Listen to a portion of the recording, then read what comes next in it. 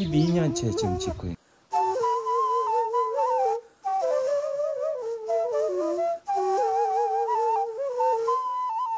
그 봉황의 머리를 저기다 설치했습니다. 고흥 봉두산 제석사 30년째 절을 짓고 있는 관일 스님을 만나봅니다. 꿈에서 그 봉황의 기운을 30년 전, 그러니까 90년 3월 21일 정도 여기에 들어온 것 같아요. 그래서 이제 30년이 넘었는데, 그때 제가 여기에 오기까지는 다른 사람들이 생각하는 그런 절, 화로운 절을 짓겠다는 것이 아니고 그냥 와서 수행하겠다 이렇게 왔어요. 그래서 시골에 왔죠. 그때는 젊었으니까, 30년 전이니까 얼마나 젊어요. 그러니까 무슨 젊은 스님이 왔을까, 저거 사기꾼 아니던가 정신 이상이 있던가 뭐 이렇게 이야기를 해요. 그래서 그런가 보다 하고 이제 저는 살았죠. 오다 보니까 길이 없어요. 책이 뭐 한 트럭 정도 짐이 좀 해서 한 트럭이 됐는데, 그걸 마을에다 부려놓고 그때부터 이제 그 경운기길을 만들었어요. 그래가지고 이리 들어와서 책도 옮겨놓고 해가지고 그때부터 공사했던 것이 지금까지 이렇게 공사하고 있습니다. 근데 이제 불교에서는 진리를 설할 수 있는 상징적인 모습이나 메인홀이 필요한데, 여기 법당은 그런 상징적인 법법자, 집당자, 진리의 집이라는 뜻으로 이렇게 하는데 상징적으로 이게 필요해요. 그래서 오랜 이 지역에서는 수건 사업이고, 제석사라서도 정말로 수건 사업이죠. 그래서 이제 시작이 절반이라고 주춧돌 놓고 저렇게 외벽을 쌓았으니까 이제는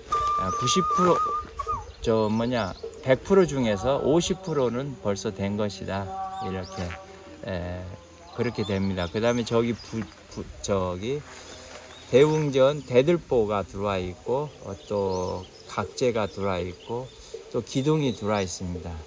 저기 한 1억 정도 가공 비용까지, 도착 비용까지 해서 1억 정도가 저기에 돼 있고, 여기에 좀 매덕 투자했고 해서 지금 한 10억 정도 예상하는데, 한 지금 30% 정도 진행이 된 것 같습니다, 내용이. 그리고 저기에 있는 석축은 뭐 저는 그렇게 고생했던 내용이나 갖고 있지만 사람들이 저 내용은 잘 모를 거예요. 근데 저기 석축 보이는 부분만이 아니고 저 하나 정도가 깊이 더 들어가 있습니다. 그래서 저기가 더 낮게 또랑을 파주고 배수가 이쪽으로 수분이 밀려들지 않도록 또랑을 깊게 앞으로 파야 될 상황이고, 그 다음 저 위에는 좀 더 정리해야 될 부분입니다. 그렇지만 일단은 기본적인 아웃라인을 이렇게 잡았다는 게 굉장히 의미가 있고, 50% 이상이 실제적인 내용은 공사가 된 겁니다. 지금 자체적으로 했다는데 굉장히 자부심을 갖고 있습니다. 국가돈 받지 않고. 그리고 제가 직접 인부들 데리고 이렇게 직접 체인을 감아서 직접 하나하나 이렇게 놓았습니다. 그리고 이제 기술자들이나 향방 같이 함께 이렇게 했습니다. 그렇게 해서 이렇게 이르렀고, 저것도 하나하나 저기 앞면만 보이는 게 아니고 뒷면에 어마어마한 뒷돌이 들어가 있습니다, 내용이. 그러니까 저기서 산사태나 이런 것도 방지할 수 있고, 엄청난 행합이 오더라도 견딜 수 있는 조건이, 뒷돌이 어마어마하게 내용이 들어가 있다는 것이 중요한 문제고, 그 다음에 저기에 안반이 크게 산을 받치는 안반이 있어요. 그 안반을 전혀 훼손하지 않고 그대로 자연 상태로 놔두고 이 산 전체를 보존할 수 있는 전기를 끊지 않았다는 데 의미가 있습니다. 그리고 이제 거기에 좀 보강을 해서 우리가 필요한 공간 확보와 법당 건립만 이렇게 하고 있습니다. 그런데 굉장한 묘미가 있다고 생각을 합니다. 여기 향방은 지금 여기 가려져서 안 보이는데 앞에가 수렴산이라고 해요.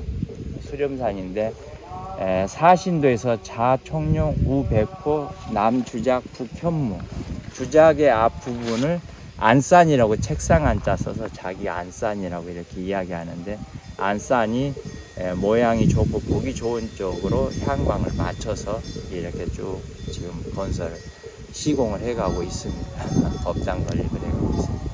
이렇게 그냥 법당 짓는 것도 중요하지만 법당 안 지어도 좋다고 생각이 돼요. 그 다음에 우리가 어울려서 좋은 마음을 나누고 거기에서 봉황을 만나고 부처님을 만나고 좋은 분들을 만나면은 그걸로서 만족합니다. 법당 안 지어도 좋습니다. 한 1, 2년에 뭐 어떻게 해서 만들었다 그러면 또 그러지만, 제가 자랑하고 싶은 것은 32년째 지금 이렇게 하고 있고, 또 그것을 우리 지역민들의 염원이나 소망을 담아서 하나하나 직접 손수 만들어가는 데 의미가 있습니다. 그 다음에 또 내용을 정법에 의지한다, 법에 의지한다, 바른 진리에 의지하고 사람한테 의지하지 않겠다, 이러한 내용이 중요하다고 보고, 그래서 아까 말씀드렸듯이 법당은 안 지어도 좋다, 그런 내용을 갖추고 그런 사람들을 어울려서 노는 마당이 되면은 그게 더 중요하다, 그게 법당이다, 이렇게 말씀드리고 싶습니다. 이 건물을 올리고 절이나 교회나 건축을 하는데 내용이 없이 그냥 신도들을 모으기 위해서 그렇게 할 수가 있어요. 그러면 그 건축을 했던 주관하는 성직자나 그 주관하는 담당자가 돈이 생기고 또 부가 넘쳐나게 되면 역사적으로 봐서는 다 타락을 했죠. 문제가 됐고. 그렇지만 이렇게 저는 그런 상황이 오지 않고 내 개인의 수행도 중요하고 주변인들이 바르게 인도될 수 있도록 시간과 공간을 시나브로로 천천히 해가고 바른 진리를 설하는 것이 1번이고 진리를 논의하는 것이 1번이고 진리를 수용해가고 닦아가는 것이 1번이지 건물 짓는 것은 2번째, 3번째입니다. 앞으로 이 건물도 제가 재원 확보된 것도 아니고 뭘 가지고 있는 것도 아니고 된다 안 된다도 없어요. 그냥 할 수 있으면 하고 할 수 없으면 이제 그로써 정지하고 저는 저 세상으로 간다든 후학들이 알아서 할 문제고, 다만 저는 바른 생각, 사유구조 이런 것이 어떤 것인가 끊임없이 논의하고 대화하고 놀고 이런 것이 더 중요한 문제죠. 저는 그 통일이 머지 않았다라고 확신을 하고 있습니다. 어떻게 그 증거를 가지고 있냐면은 독재나 군사문화 이것은 오래가지 못합니다. 그리고 그것이 파괴되는 것은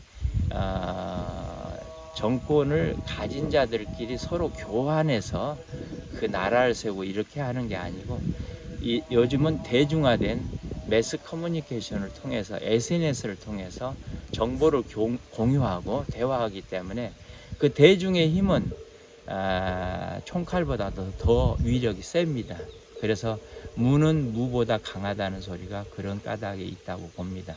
그리고 앞으로 이제 미국에서도 그러면은 지금 어떻게 중공을 여러 가지로 작전을 짜고 분해하려고 하지만 거기에서도 5G나 5G나 6G를 가지고 SNS를 통해서 여론을 많은 사람들이 공유하면서 그렇게 해서 중국의 민주화를 이끌어가서 중국의 이렇게 대응책을 그렇게 진행하고 있는데, 한국도 역시 마찬가지입니다. 거기서 벗어날 수가 없습니다. 어떻게 보면은. 그래서 남북이 통일되는 건 기정사실인데 무엇을 통해서 되냐? SNS를 통해서 많은 사람들이 정보 공유를 하고 모든 대중들이 어떤 문제의식을 함께 갖고 있을 때 그것은 총칼보다 더 힘이 강하고 민족이 통일되는 데는 가진 자가 하는 게 아니고 절대 대다수의 민중들이 스스로 교류하고 대화해서 통일이 머지않은 미래에 된다고 확신하고 있습니다. 많은 전문가들도 또 머지않은 미래에 된다고 이야기를 하고 있죠. 저도 그 중에 한 사람입니다.